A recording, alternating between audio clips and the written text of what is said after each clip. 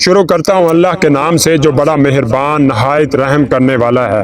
دوستو آج کی اس ویڈیو کے اندر میں آپ کو مولا علی علیہ السلام کے جنات کے ساتھ دو مختصر ترین واقعات کو بیان کروں گا۔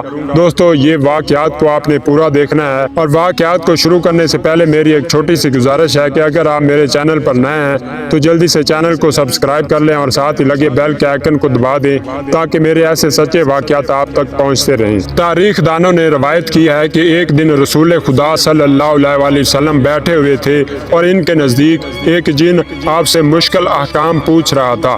اتنے میں امیر المومنین علی علیہ السلام وارد ہوئے تو وہ اس قدر چھوٹا ہوا کہ مکھی بن گیا۔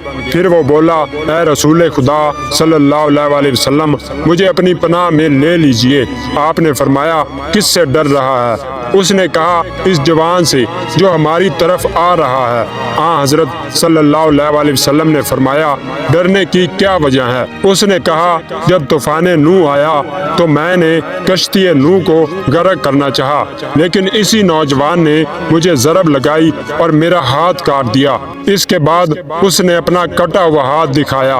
پیغمبر اکرم صلی اللہ علیہ وسلم نے فرمایا، ہاں یہ وہی جوان ہے۔ اور دوستو ایک دوسری روایت ہے کہ ایک جن رسول خدا صلی اللہ علیہ وسلم کے پاس بیٹھا ہوا تھا کہ امیر المومنین علی علیہ السلام وہاں تشریف لائے۔ اس جن نے آپ کو دیکھ کر آواز بلند کی اور مدد طلب کی اور عرض کرنے لگا، اے رسول خدا صلی اللہ علیہ وسلم، مجھے اس جوان سے پناہ دیجیے۔ حضرت محمد مصطفیٰ صلی اللہ علیہ وسلم نے فرمایا، اس جوان نے آپ کے ساتھ کیا کیا ہے؟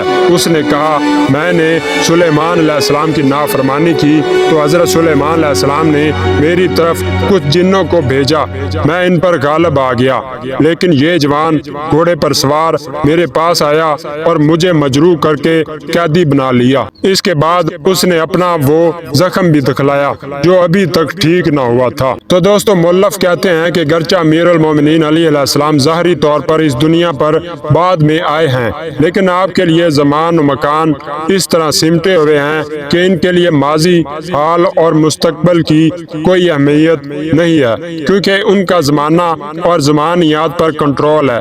یہ سب کچھ آپ کی ولایت اور تصرف کے مرہون منت ہے۔